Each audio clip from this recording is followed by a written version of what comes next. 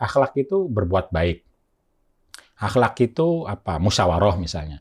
Kita kan sering bilang akhlak itu musyawarah. Tapi begitu giliran sama perempuan, nggak perlu musyawarah. Ngapain? Perempuan itu kan emosional.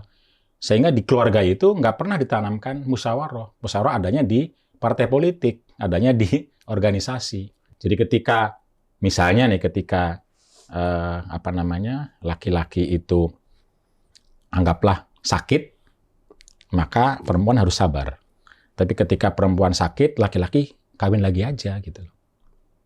Nah, ini kan dikenal di masyarakat bahasa-bahasa begini. Kalau itu asumsinya, maka pertanyaan saya adalah, bukankah laki-laki ketika keluar rumah juga perlu dimitigasi? Jangan-jangan sakit, jangan-jangan kecelakaan. Kalau iya begitu, izin istri juga wajib. Nah, padahal pertanyaannya, logika mana, norma mana, agama mana yang mengatakan kalau ketemu perempuan pakaian minim boleh perkosa? Nggak ada. Tidak ada. Tetapi ketika reptilian kita itu ingin seperti itu, lalu narasinya pengen punya alasan, masyarakat menyediakan. Maka kita tidak bisa hanya menuntut istri untuk bersyukur kepada suaminya. Lalu kemudian rame-rame orang mengatakan istri yang tidak bersyukur akan masuk neraka. Lalu dicopotlah hadis yang mengatakan sebagian besar atau kebanyakan penduduk neraka itu perempuan.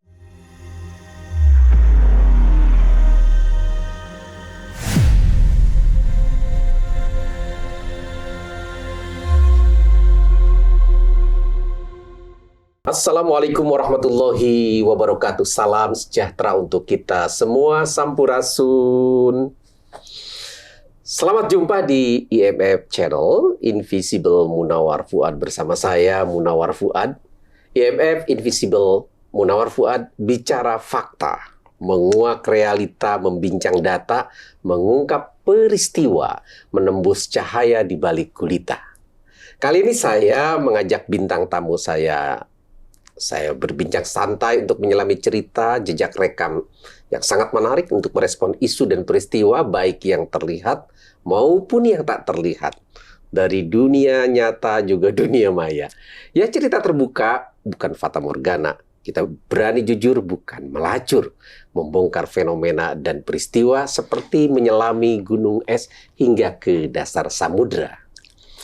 Inilah Bapak Kiai Haji Dr. Fakihuddin Abdul Qadir LC.MA, tokoh toleransi, mubadalah, penggiat gerakan-gerakan perjuangan keadilan dan kesetaraan gender, asal Cirebon.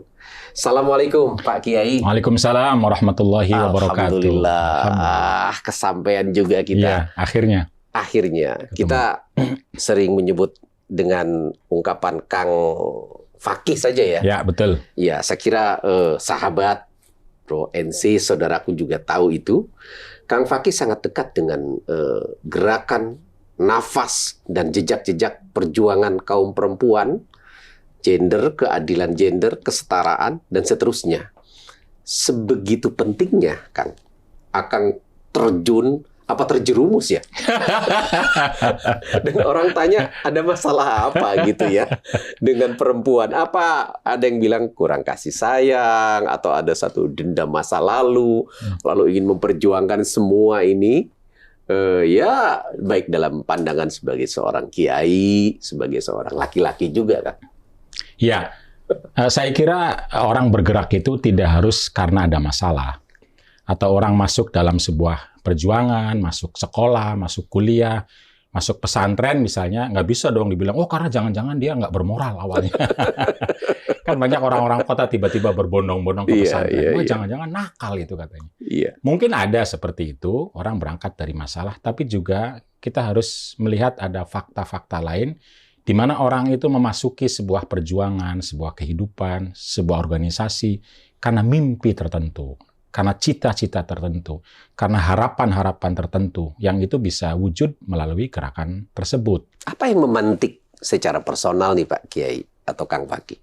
Ya, kalau secara personal mungkin lebih banyak soal jaringan ya. Jaringan artinya guru saya adalah Kiai Haji Hussein Muhammad, teman-teman saya juga punya kepedulian yang sama, akhirnya lebih mudah untuk masuk dalam, walaupun tidak semua santri Kiai Hussein akan seperti saya, tidak semua. Tapi artinya tentu ada teori yang istilah 3N itu ya. Ada Apa tuh?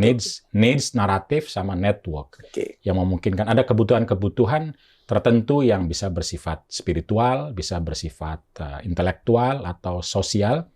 Lalu kebutuhan itu menemukan narasinya atau alasan-alasan teologisnya.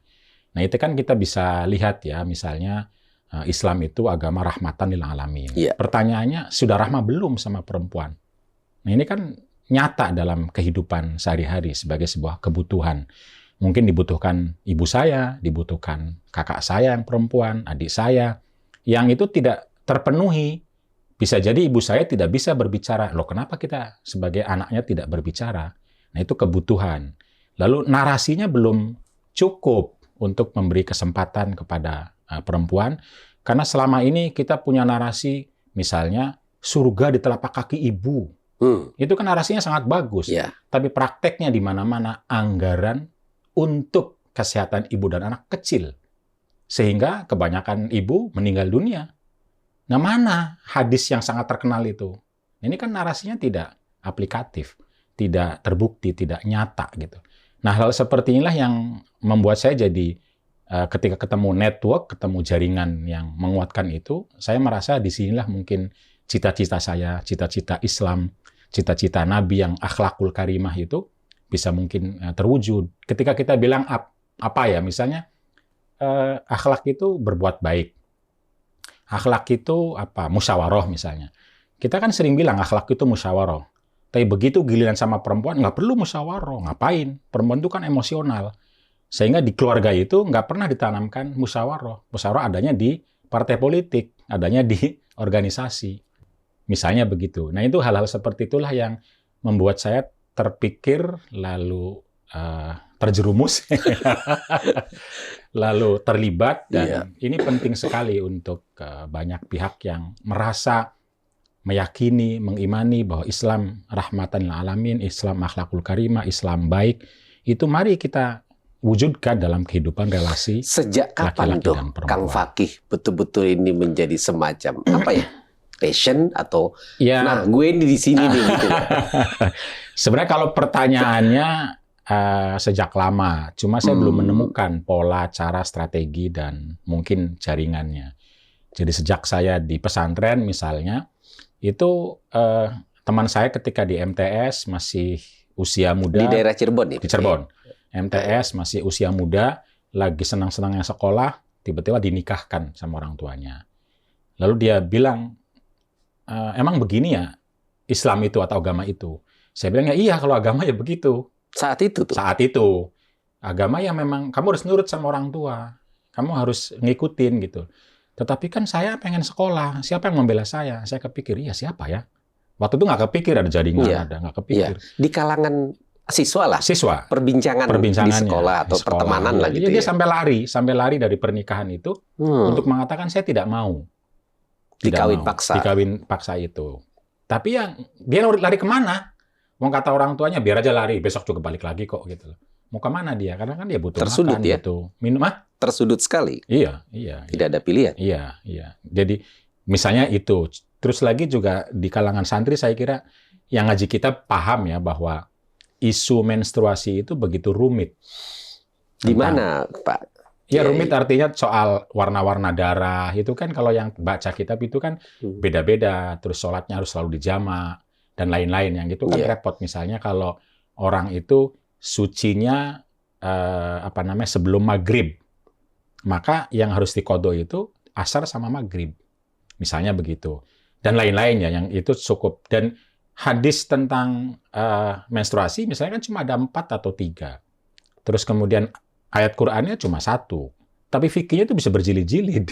Dan menurut Kang Fakih, dan itu semua dari pengalaman laki-laki kebanyakan, bukan pengalaman perempuan. Itu merepotkan siapa tuh aturan-aturan syariat perempuan fikih? dalam konteks. Artinya bertentangan dengan agama atau rasa keberagaman. Ya itu makanya saya itu bilang kalau kita punya rahmatan lil alamin, maka mari kita wujudkan gitu yang kira-kira lebih rahmat bagi, karena alamin kan semua orang artinya.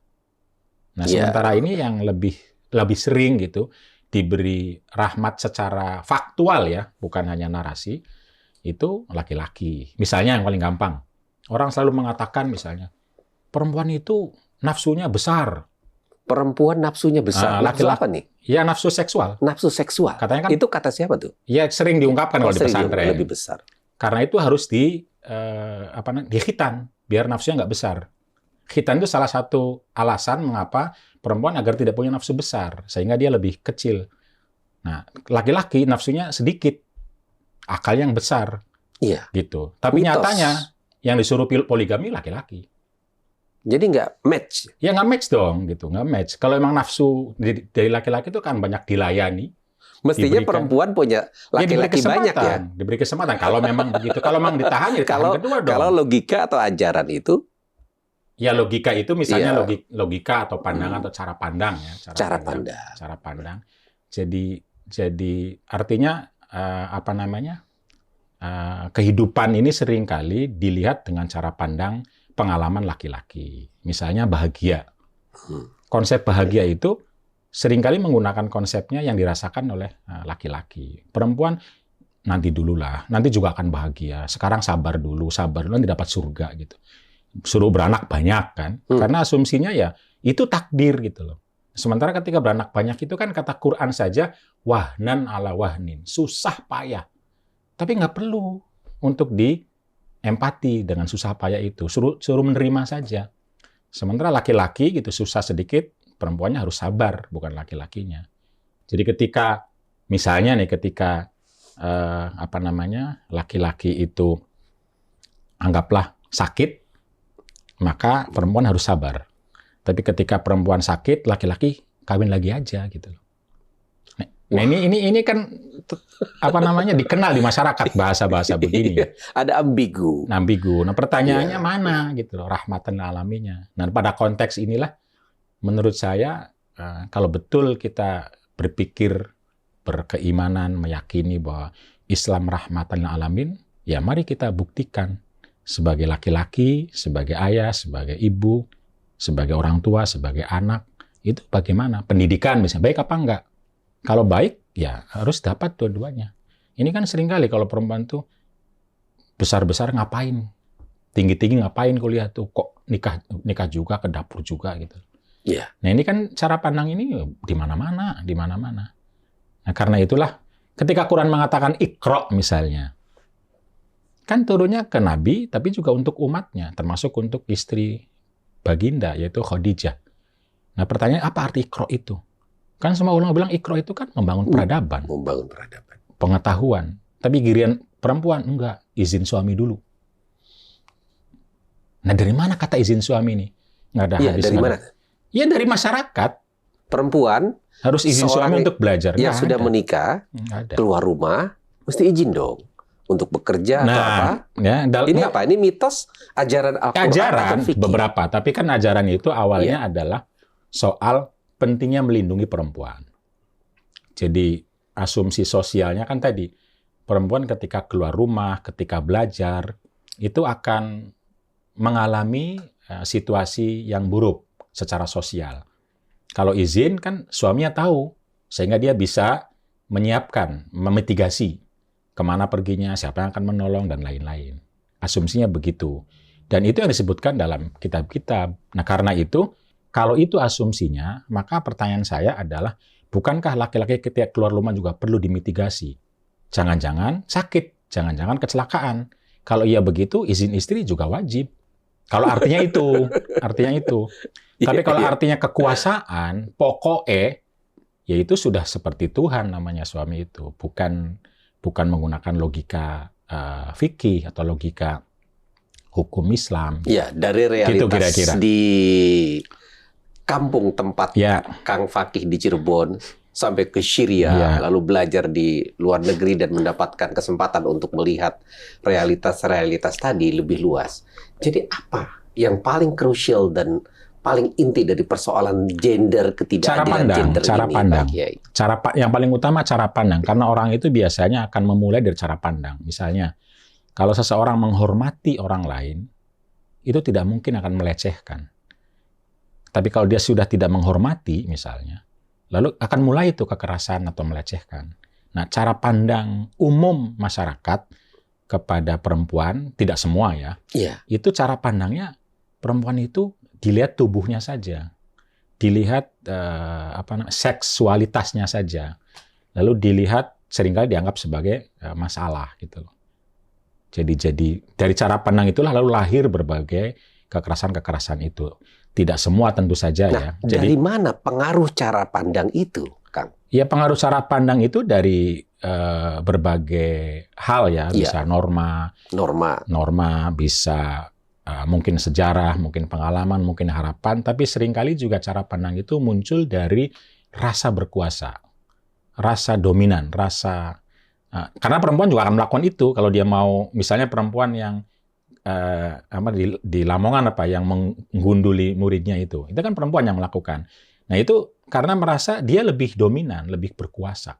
Jadi rasa mau berkuasa itu bisa menghalalkan segala cara, termasuk kekerasan. Jadi laki-laki yang ingin menguasai perempuan itu akan menguasai dalam berbagai arti nanti ya, akan memiliki cara pandang yang merendahkan nanti. Jadi cara pandang misalnya cara pandang yang dulu di beberapa abad yang lalu itu kan perempuan tidak dianggap manusia. Dia dianggap benda yang bisa dibeli, bisa dijual, bisa digadekan. Itu kan terjadi. Bisa bahkan di India sati masih ada kan, kalau suami meninggal ikut dibakar gitu. Itu kan karena memandang perempuan itu bukan sebagai manusia yang mulia, tapi sebagai bagian dari laki-laki, bukan bagian dari kemanusiaan. Dari sisi norma tadi yang pertama, Kang, ini seberapa besar kontribusinya terhadap deviasi, penyimpangan pemahaman tadi, cara pandang yang justru menyesatkan? Seperti apa tuh, Kang? Iya, norma itu kalau dia sudah menjadi bawah sadar, itu bisa besar sekali pengaruhnya. Tetapi norma ini kan dibentuk oleh berbagai sistem sosial. Jadi yang paling, memang ini perdebatan filosofis ya, apakah itu karena DNA, arti ada dalam diri manusia, atau karena struktur sosial.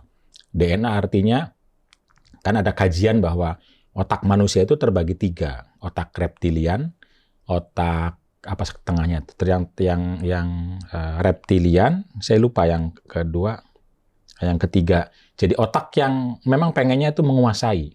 Pengennya itu kebinatangan. Iya, kebinatangan yang itu. Pertama tadi. Itu yang pertama itu. Lalu ada otak yang itu lebih melihat emosi, relasi. Lalu ada otak yang satu lagi itu lebih kepada kebijakan, lebih kepada logika gitu loh. Korteks sama apa itu ada. Nah, kalau orang yang tidak melatih otak 2 sama otak 1-nya, maka dia akan mudah untuk menguasai orang lain, marah sama orang lain. Nah, otak sepertinya membuat orang jadi patriarki tadi. Dan ini siapapun, maka karena itu ada kelompok yang atau pengkaji akademisi yang tidak setuju istilah patriarki. Istilahnya kiriarki. Patriarki itu atas dasar jenis kelamin, kalau kiriarki atas dasar kekuasaan atau kesombongan tadi. Jadi perempuan pun kalau dia punya modal untuk sombong, misalnya kaya, misalnya anak orang elit, anak pejabat, dia akan mudah melakukan kekerasan. Akan mudah. Kenapa? Karena otaknya ada, normanya ada, nggak apa-apa kalau anak pejabat sih. Jadi kalau istilahnya Gus Baha kan, misalnya ada anak marah-marah ke kita. Nah, itu tergantung anak siapa. Kalau anaknya kiai, kita nggak bisa marah lagi.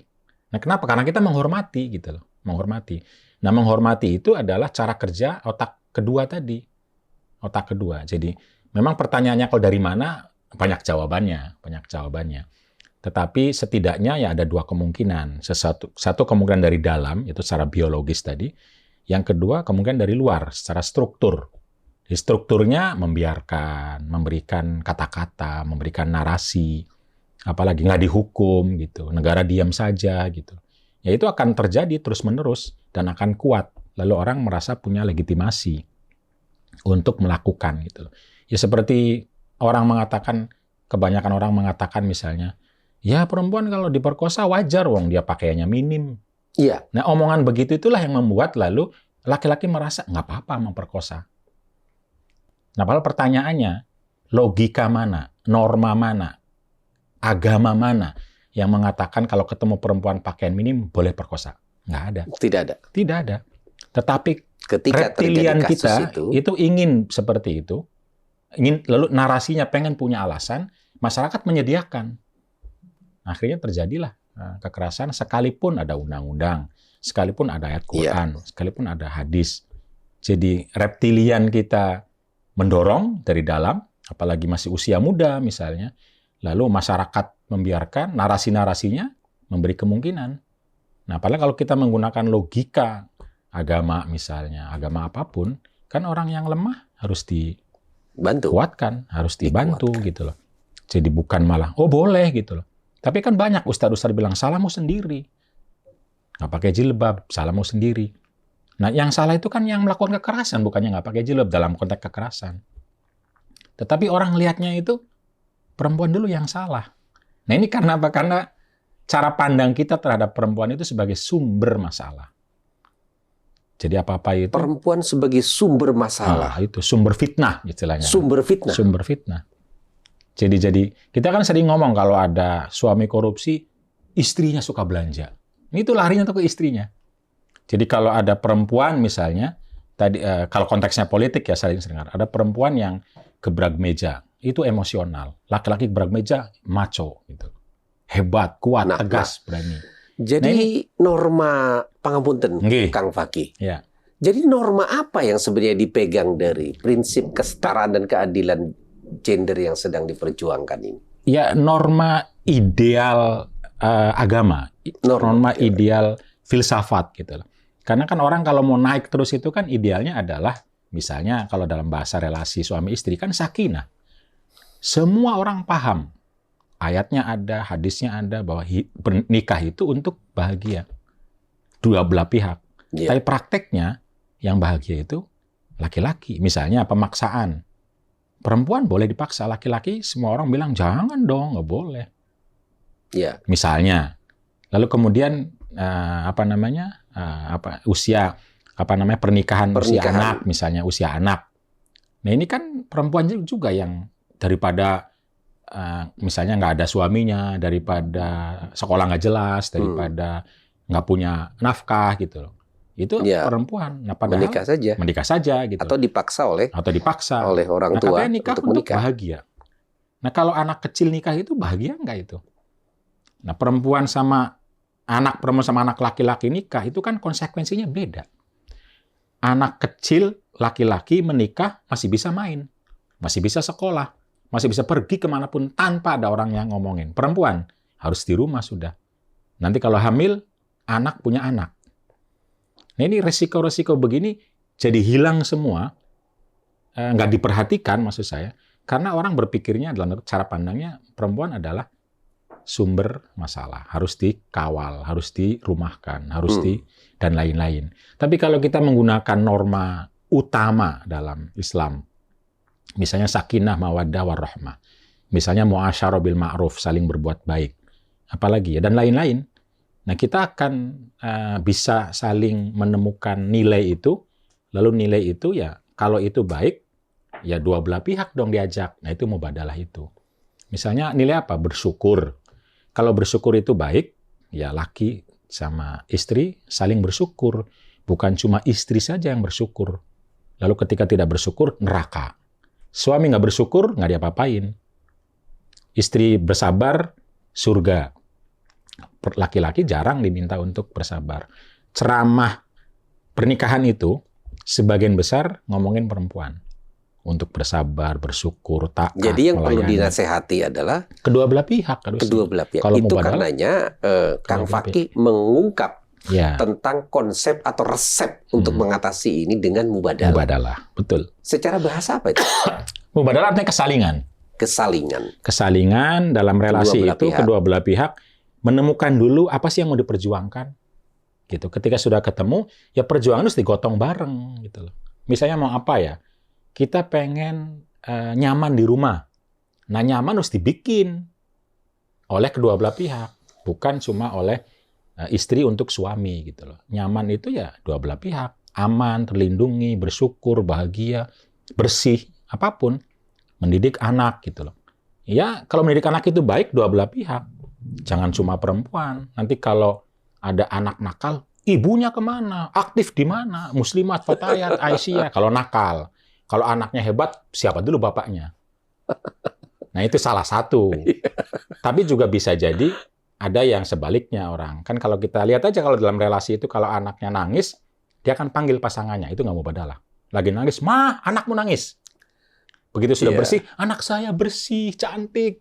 Itu berarti nggak mubadalah. Karena cantik itu sepertinya milik dia, nakal, nangis milik pasangannya.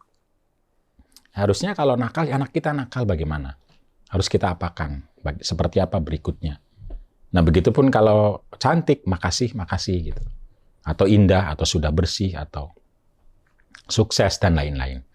Nah, mubadalah itu, kita harus menemukan dulu apa yang ingin kita ciptakan, kita inginkan, kita wujudkan, lalu dibicarakan dan diwujudkan bersama. Begitu kira-kira. Jadi, mubadalah itu kan artinya kesalingan. Misalnya ketika kita setuju bahwa bersyukur itu baik kepada pasangan, maka kita tidak bisa hanya menuntut istri untuk bersyukur kepada suaminya. Lalu kemudian rame-rame orang mengatakan istri yang tidak bersyukur akan masuk neraka. Lalu dicopotlah hadis yang mengatakan sebagian besar atau kebanyakan penduduk neraka itu perempuan. Penghuni neraka itu kebanyakan perempuan. Itu ada hadisnya, Sahih Bukhari. Lalu orang menafsirkannya, enak dong katanya. Malaikat itu tugasnya ketika melihat neraka atau surga. Tinggal buka aja kelaminnya. Perempuan neraka, laki-laki surga. Ini kan salah dong cara pandang begini. Kenapa? Karena hadis itu ngomong perempuan jadi penduduk neraka terbanyak itu karena soal tidak bersyukur. Dan yang tidak bersyukur itu bisa laki, bisa perempuan. Artinya, kalau ada laki-laki yang tidak bersyukur juga akan masuk neraka. Bahasa lain, salah lah atau dosa. Nah, sehingga lalu jok lain, tafsir yang sebelahnya lagi, itu mengatakan bahwa perempuan penduduk terbanyak neraka itu kan di atasnya. Maksudnya di permukaan? Di permukaan. Di permukaan neraka itu laki perempuan. Neraka bertingkat-tingkat. Begitu di bawah laki-laki itu kebanyakan. Katanya. Itu kayu bakarnya malah? Ya, kira-kira begitu. Kenapa? Ya karena kalau istilah hadis-hadis lain kan pedagang yang tidak adil, kebanyakan laki-laki.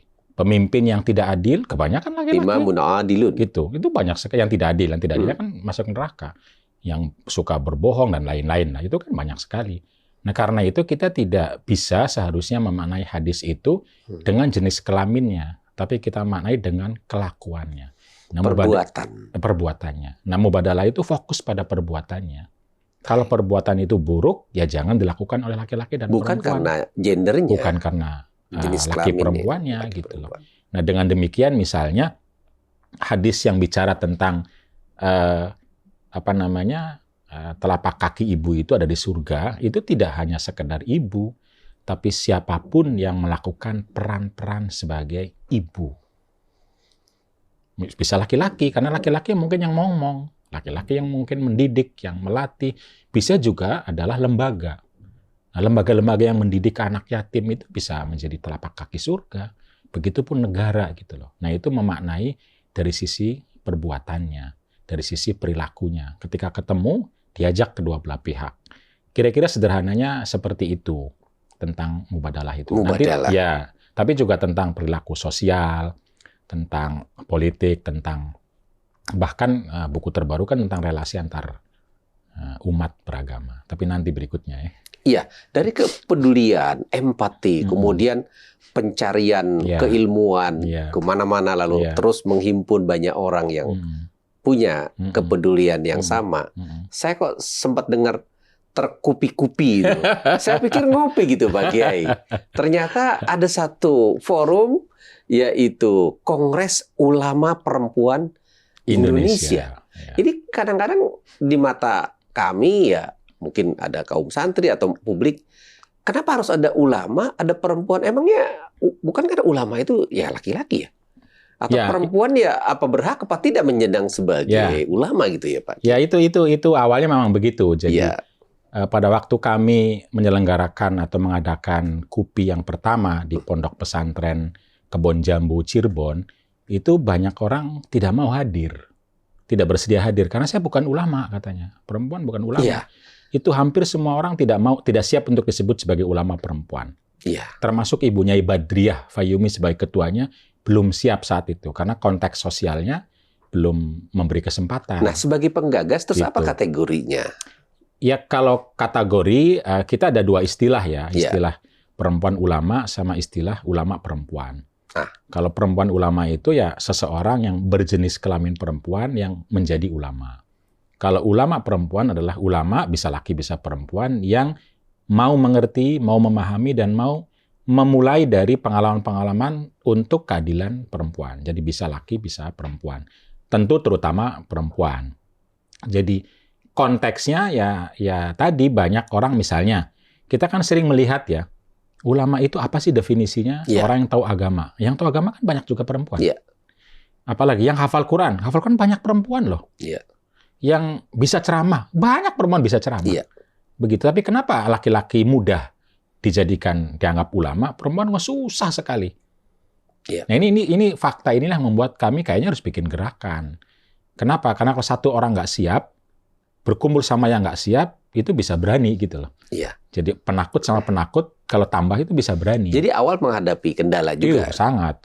Atau Susah resistensi dari sekali. kalangan tertentu. Resistensi belum kelihatan pada saat itu, Iya. tapi paling tidak bersedia. Jadi ketika kami mengundang, itu awalnya tidak banyak sekali nggak bersedia. Akhirnya ya sudah, kita kayak reuni aja. Tidak harus Anda ulama atau siapa ulama. Kebanyakan orang mengatakan saya sahabatnya saja, sahabat ulama perempuan. Siapa ulama perempuannya nggak tahu, nggak tahu. Ya, apa yang dibahas waktu itu fokusnya? Yang dibahas ya hari pertama tentang siapakah ulama perempuan itu. Iya. Sementara sebagian besar orang masih mengatakan tidak siap disebut ulama perempuan. Lalu berikutnya kita membahas tentang isu-isu yang berkembang di masyarakat, ditanyakan oleh masyarakat yang dialami oleh perempuan. Banyak sekali, misalnya soal yang dominan saat itu dominan, apa yang terungkap misalnya soal tadi kira-kira? pernikahan anak, misalnya terus kemiskinan perempuan susah untuk bisa hidup lebih nyaman di dalam rumah tangga gitu, dan lain-lain. Tapi yang muncul pertama adalah soal kekerasan seksual, perkawinan anak yang difatwakan ya, dan perusakan alam yang berakibat kepada perempuan. Nah, perusakan alam ini dengan bisnis, perusahaan dan lain, ternyata dampak lebih besarnya dialami oleh perempuan. Soal apa yang terjadi? Reproduksi. Oh, reproduksi. Reproduksinya jadi Terganggu, kanker dan lainnya, terganggu dan macam-macam itu dialami oleh perempuan. Tapi juga yang dibahas lebih dari itu, ada 15 isu, cuma yang fatwanya ada soal 3 isu tersebut.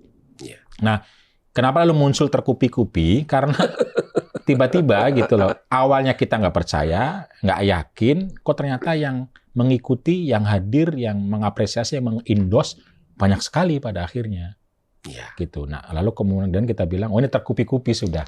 Iya. Karena kita punya frame, kita punya pengetahuan, kita punya basis norma, lalu kita punya tokoh-tokoh, kita punya jaringan, kita punya gerakan, kita juga punya pendidikan ulama perempuan. Kira-kira lebih banyak pro kontra antara yang pendukung dari laki-laki atau perempuan terhadap apa yang dibawa oleh KUPI ini? Saya nggak mempelajari pro kontra ya, tidak Iya. begitu mengikuti. Tetapi di mana-mana ya sebuah gerakan itu pasti ada pro kontra. Nah, saya tidak pernah melakukan survei ya, seperti apa kebanyakan laki perempuannya. Tapi saya lihat yang kontra terhadap KUPI yang perempuan juga ada, dan ada dan dari pesantren juga ada, karena merasa perempuan itu yang memang tinggal di rumah ngapain gitu loh, capek di luar itu. Kan ada istilah perempuan itu kalau lelah bekerja ya menikah saja gitu loh. Yeah. Kan ada meme-nya banyak gitu. Yeah. Anda perempuan kalau lelah bekerja itu waktunya untuk menikah. Padahal kalau menikah lebih capek lagi loh perempuan itu. Lebih capek dalam arti karena tadi harus melahirkan, harus ngurus 24 jam dari mulai matahari terbit sampai mata bapaknya terbenam. Gitu. Jadi bayangan sebenarnya bukan soal lelah di mana, ya kalau lelah istirahat siapapun gitu.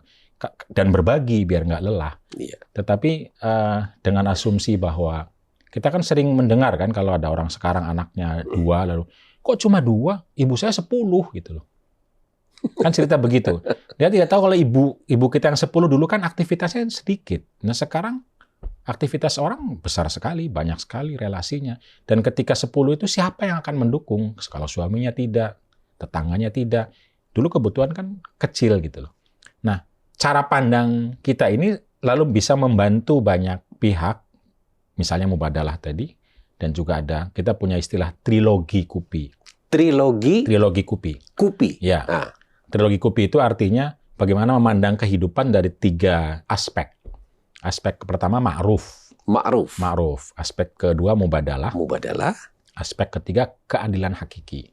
Baik. Keadilan hakiki. Ma'ruf itu kan ya kebaikan, nilai-nilai yang biasanya diterima oleh banyak pihak dengan normanya, dengan logikanya, dengan apa gitu macam-macam lah. Lalu kemudian kalau itu memang baik perlu diperjuangkan ya tadi mubadalah dong. Laki perempuan dilibatkan. Kesalingan. Ya. Menjadi subjek sekaligus menjadi orang yang memperoleh manfaat dari kebaikan yang kita putuskan sebagai ma'ruf itu. Tetapi dalam dunia nyata kita harus sadar akan ada orang yang berbeda. Nah itu keadilan hakiki, berbeda apa fisik misalnya. Laki perempuan fisiknya berbeda. Perempuan akan menstruasi, laki-laki tidak. Gitu, ketika tahu perempuan akan menstruasi, dan kalau menstruasi itu sakit, pertanyaannya apa fasilitas yang kita berikan? Nah itu keadilan hakiki. Nah mungkin nanti hamil gitu. Laki-laki itu kan punya alat kelamin itu relatif fungsinya cuma mengeluarkan air saja. Dan rata-rata nyaman atau bahkan nikmat. Dan sebentar. Paling 3 menit, 5 menit, 10 menit lah. Ini kalau di fikih, di Islam, pembicaraan seperti ini biasa ya? Biasa. Jadi bukan pornografi bukan, ya? Kan ada at-toharo, babut Ada toharo. toharo juga. Nah kalau perempuan itu kan ada yang minimal mungkin menitan kayak kencing. Ada yang mingguan kayak menstruasi. Ada yang bisa bulanan, 9 bulan kayak hamil. Ada yang melahirkan, mereka kan bisa harian, jam-jaman, atau 3 hari tergantung situasinya. Dan ada nifas, ada menyusui, dan lain-lain. Dan ini tidak semuanya nyaman. Bahkan Quran mengatakan wahnan ala wahnin, bisa menimbulkan sakit. Tentu bisa menimbulkan kebahagiaan juga. Pertanyaannya, sadar nggak kita dengan konsekuensi dampak seperti itu? Kalau sadar, pertanyaannya, apa yang telah kita lakukan? Ini pertanyaan ini disampaikan ke siapa nih? Ya kepada publik secara umum. Baik. Karena perempuan juga tidak semuanya menyadari dan itu penting gitu loh. Bahkan ada yang menolak tidak mau hamil. Bukan, maksudnya pada konteks bahwa orang mengalami menstruasi. Misalnya, lalu dia bilang, ngapain ada cuti? Saya menstruasi nggak apa-apa kok. Nah, kan standar dia ingin dijadikan alasan untuk semua perempuan. Padahal kan banyak perempuan yang sakit karena menstruasi. Bahkan sebelum menstruasi ada istilah pre-menstrual syndrome, PMS kan. Nah, sebelum menstruasi dia udah sakit, udah kram duluan. Iya. Nah, kalau berpikirnya hanya menstruasi saja, yang itu haram misalnya, laki-laki itu bisa maksa suami itu. Kamu kan nggak lagi hubungan intim maksudnya dalam konteks suami istri. Nah, tapi kalau kita paham bahwa sakit itu, kan kata hadisnya, orang sakit itu harus ditemenin, harus didampingin, harus dipulihkan. Nah, ini tentu ketika terjadi sebaliknya juga laki-laki yang sakit ya. Jadi keadaan hakiki itu meniscayakan kesadaran tentang perbedaan-perbedaan. Perbedaan fisik, perbedaan sosial nanti. Usia reproduksi perempuan itu kan ada waktunya. Iya. Misalnya. Nah, kalau beasiswa itu misalnya dibatasi umur 35 tahun. Sementara pada masa itu justru perempuan lagi bereproduksi. Perempuan nggak akan dapat. Gitu. Misalnya memahami itu menggunakan perspektif keadilan hakiki. Iya.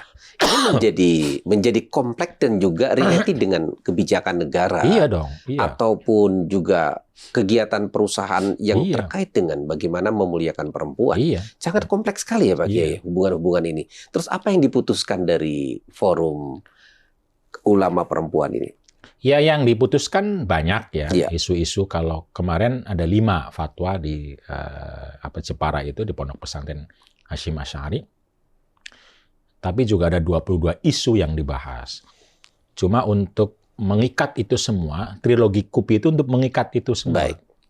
Untuk mengikat bahwa kalau pada masalah tertentu, kita ketemu belum ma'rufnya. Kalau sudah ketemu, mari laki-laki dan perempuan bergandengan tangan. Tapi tentu lihat kondisi. Jadi laki-laki itu kan tidak selamanya kuat. Karena ada laki-laki yang umurnya 1 tahun. berhadapan sama perempuan umur 20 tahun. Mana yang lebih kuat? Perempuan. Iya. Siapa yang harus melindungi? Perempuan. Jadi ketika kita kan kesannya cuma laki-laki yang melindungi perempuan itu. Padahal yang mengantarkan anak ke pesantren banyak ibu-ibu.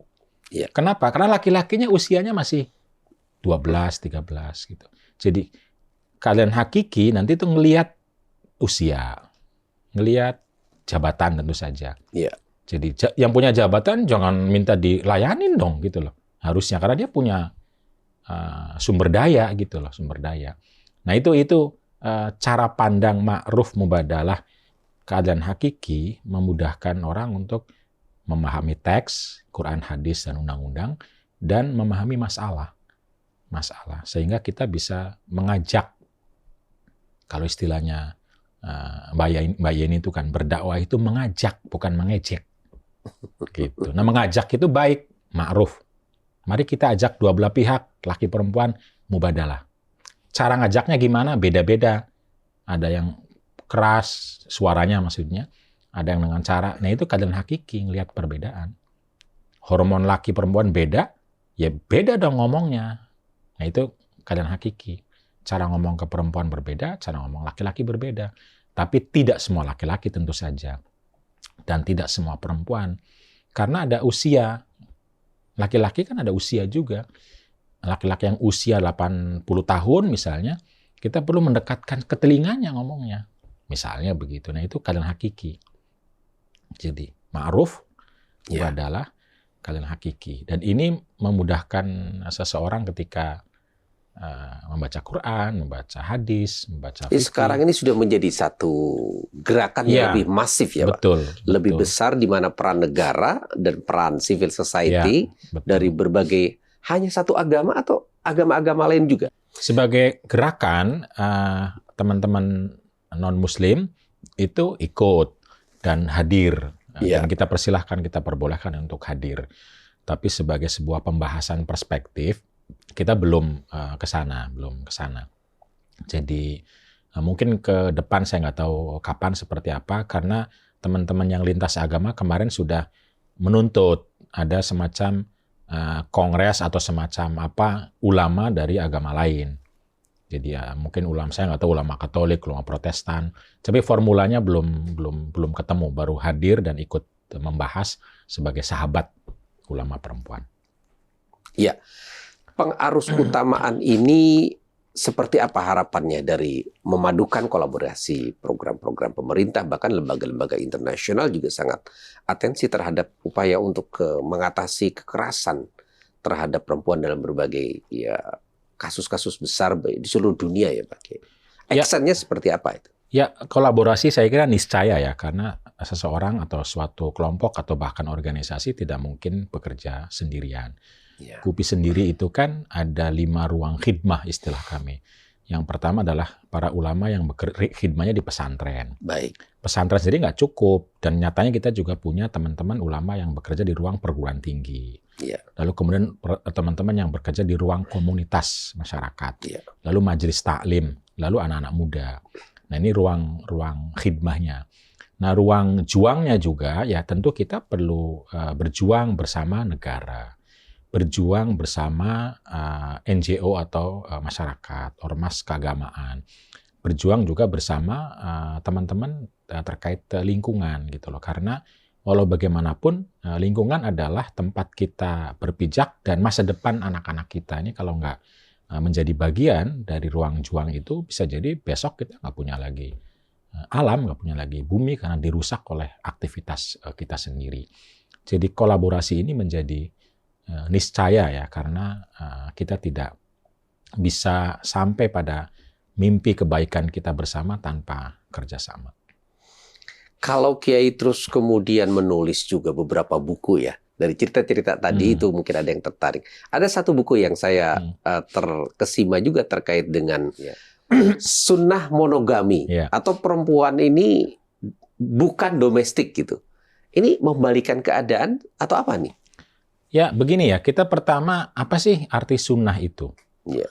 Nah, kalau kita bilang artinya sunnah itu misalnya adalah baik, sesuatu yang baik, sesuatu yang kalau dilakukan itu dapat pahala, kan sering begitu, karena kita melakukan kebaikan. Maka jika dibanding antara monogami sama poligami, itu monogami sangat mungkin orang untuk banyak berbuat baik, walaupun tidak semua ya, dibanding poligami. Karena poligami itu sejak awal sudah membuat salah satu di antara istri itu mungkin tersakiti. Istilah Qur'annya kalau in khiftum alla ta'dilu, orang akan bisa tidak berbuat adil. Nah, sehingga yang paling mungkin jika dibandingkan itu justru monogami. Misalnya apalah, senyum itu sedekah gitu loh misalnya. Iya. Yang membuat yang pernikahan senyumnya banyak dibandingkan poligami ya monogami. Begitu. Apalagi hormat, menghormati, berbuat baik, melayani, dan lain-lain ya, dan lain-lain. Kalau kita bilang itu semua sunnah, maka monogami itu menjadi lebih sunnah. Adil itu kan suatu yang sangat prinsip. Iya. Kan lebih adil kata Qur'annya, khawatir malah. Walaupun di monogami juga ada yang tidak adil, ada kekerasan. Tapi kalau dibandingkan, itu monogami justru semua nilai-nilai yang kita asumsikan Islami. Sakinah misalnya. Mawaddah misalnya. Iya. Rohmah misalnya. Iya. Lalu muasyarah bil ma'ruf misalnya. Iya. Itu ya lebih mungkin di monogami. Nah ini orang nggak sadar gitu. Sadarnya poligami saja gitu loh. Poligami itu seakan-akan menyelesaikan segala persoalan. Padahal poligami itu adalah awal dari berbagai persoalan dalam konteks berkeluarga gitu loh. Sakit, tidak bahagia, pusing, apalagi ya, susah tidur dan lain-lain. Syariat atau hukum tentang poligami itu tempatnya di mana, Pak? Tempatnya ya kalau istilah Pak Kures itu kan darurat, kira-kira begitu. Tapi kalau saya lebih tepat untuk mengatakan, menurut saya poligami adalah pernikahan yang beresiko. Beresiko pada apa? Pada semua nilai-nilai tadi.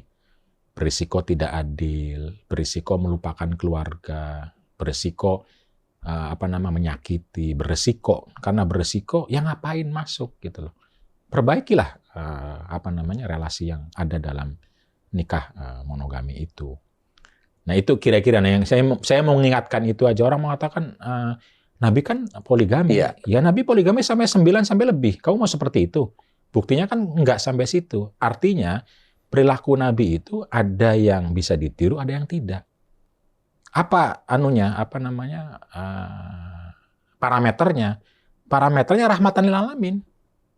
Mana pernikahan yang membuat Anda rahmah dan pasangan Anda rahmah jika dibandingkan? Itu parameternya. Atau bahasa KUPI parameternya ma'ruf. Kema'rufan apa yang bisa didapatkan melalui pernikahan? Iya. Itu lebih mudah di monogami dibanding poligami gitu. Nah, ini contoh saja karena Nabi juga misalnya rumahnya sederhana, naiknya unta. Kita naik unta kan enggak. Kuda misalnya, kan kita nggak naik kuda. Nabi makannya kurma, kita kan nggak kecuali Ramadan. Artinya tidak semua perilaku Nabi itu lalu bisa menjadi sunnah. Apalagi ada hadis yang nyata-nyata Nabi pernah tidak setuju Fatimah dipoligami oleh Ali.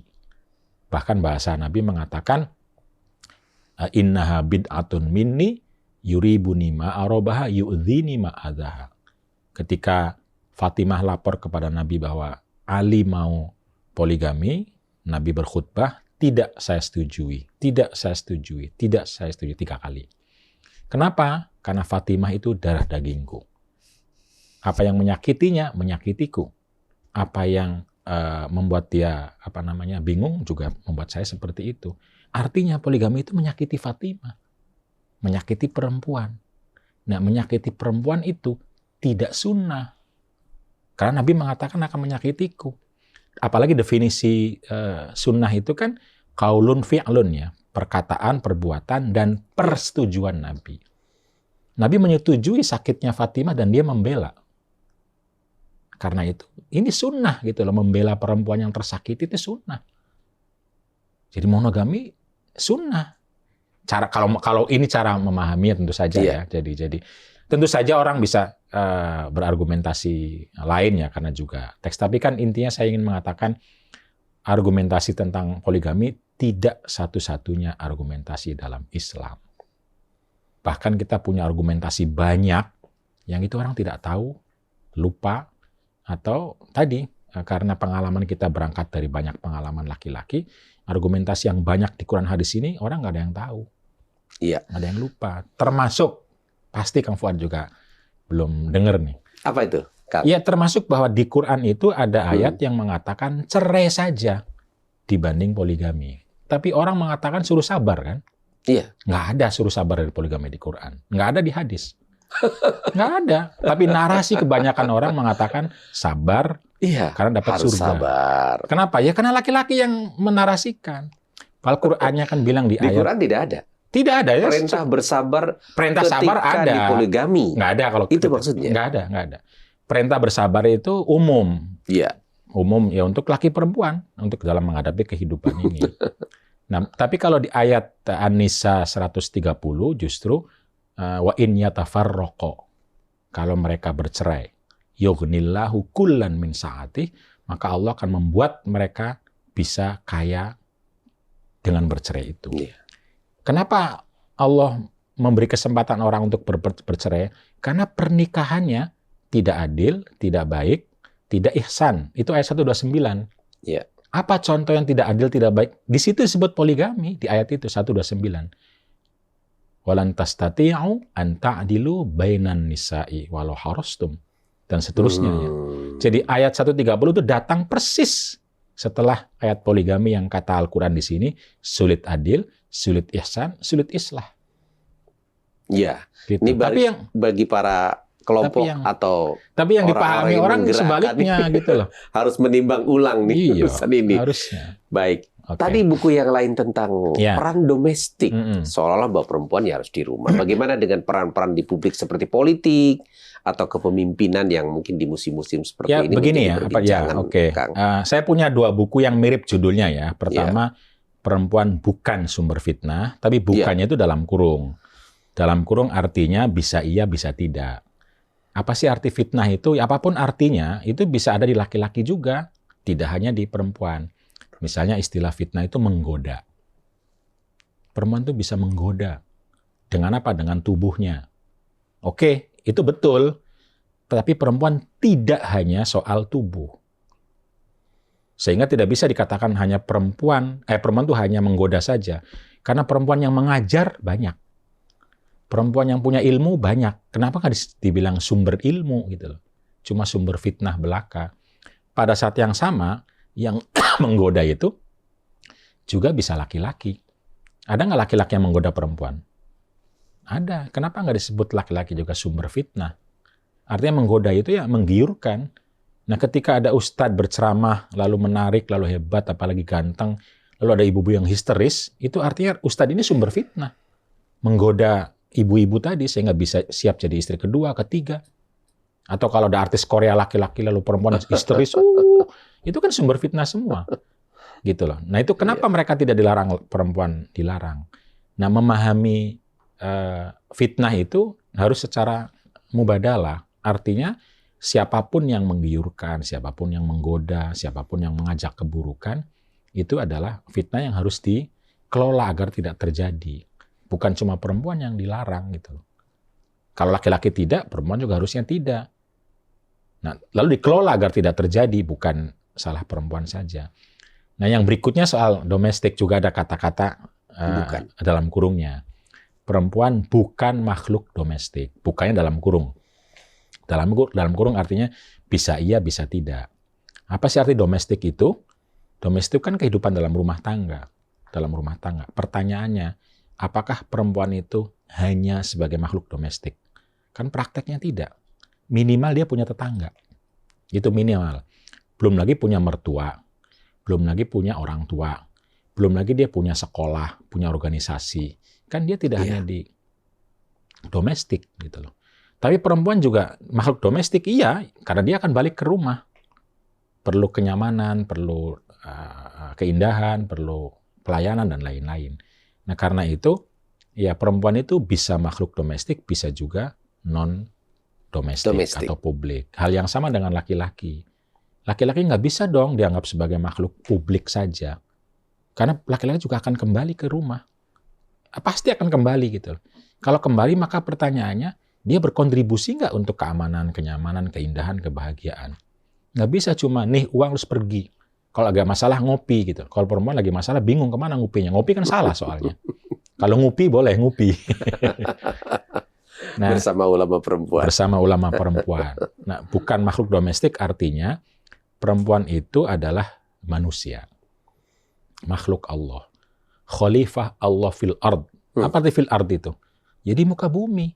Sebagai khalifah bertanggung jawab untuk memakmurkan, mewujudkan kebaikan, kemaslahatan di muka bumi. Sebagaimana kepada laki-laki juga. Laki-laki. Jadi di bumi ini ya bisa rumah, bisa luar rumah. Tapi kan perlu adab. Ya adab perlu tetap saja. Memang tentu adab, sopan santun, tata cara. Tapi bukan hanya karena perempuan nggak boleh di publik. Nggak boleh ini harus kenapa gitu. Sehingga mari kita ciptakan agar tidak terjadi. Bukan kita larang.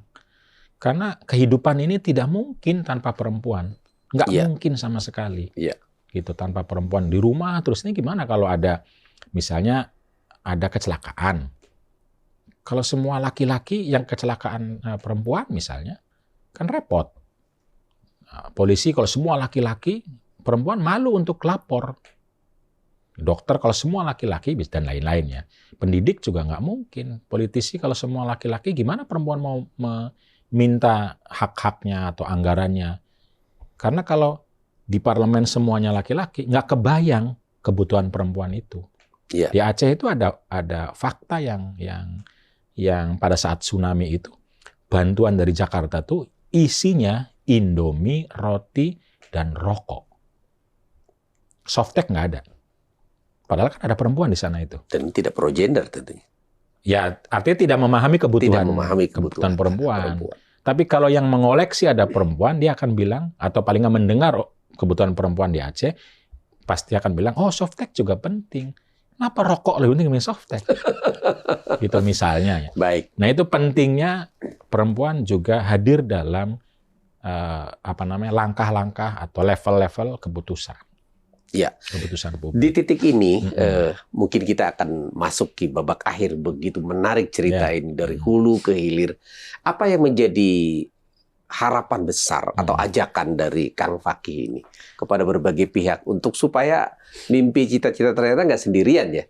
Apalagi gerakan ini semakin besar di mana-mana. Ya, seperti yang saya bilang di awal bahwa saya masuk itu berangkat dari cita-cita, berangkat dari harapan, dan berangkat dari norma-norma utama dalam Islam yang disebut sebagai visi rahmatan lil alamin, lalu visi keadilan, visi akhlakul karimah.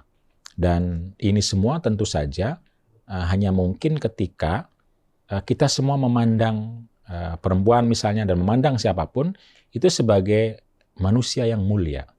Karena mulia, mari kita wujudkan kemuliaan itu. Memandang lalu secara sebagai makhluk Allah. Sehingga tidak memandang diri maupun yang lain sebagai hamba kita atau sebagai Tuhan kita. Dan tentu saja lalu kita bagaimana juga bersama-sama mewujudkan kebaikan sebagai khalifah fil ard. Nah, karena itu ini tugas dan tanggung jawab kita semua. Bagaimana agar ketika memandang orang lain itu memandang dengan mulia, dengan martabat, sehingga kita lalu bisa ajak bareng saya dan dia untuk melakukan kemuliaan itu, sehingga kita memiliki peradaban kemanusiaan yang tentu adil, baik, kemaslahat, dan sejahtera dan lain-lain dengan menggandeng pihak-pihak yang sebagaimana kita mengajak diri kita sendiri. Hatur nuhun Kang Fakih dan semua para penggiat dan teman-teman yang terutama di KUPI, juga tokoh-tokoh lintas agama, dan kita sedang menyentuh pada tanggung jawab bersama, keterpanggilan bersama, ada PR bersama, bukan hanya memandang keindahan dan kemuliaan, tapi ada tantangan-tantangan sangat besar untuk bagaimana kita membangun peradaban dalam rangka memuliakan semua. Sis dan bro, hidup ini penuh misteri, setiap orang berlomba meraih mimpi, mengejar prestasi, bahkan berebut ambisi, mengklaim semua punya solusi, terkadang hanya halusinasi. Nyatanya selalu ada rahasia ilahi. Saya Munawar Fuad, bersama Kang Fakih baru saja mengupas sesuatu yang menjadi realitas dan fakta dalam kehidupan keseharian di IMF Channel, mengajak terbang menembus cahaya di balik gulita, memilah mana pembenaran, mana kebenaran, mana akal sehat, mana akal sesat, memilih mana yang soleh, mana yang salah, Bukan untuk menghakimi, apalagi mengadili. Bukan untuk memvonis siapa salah, siapa benar. Bukan untuk memilah siapa kawan atau siapa lawan. Selanjutnya, terserah Anda. Salam Pancasila, salam Indonesia.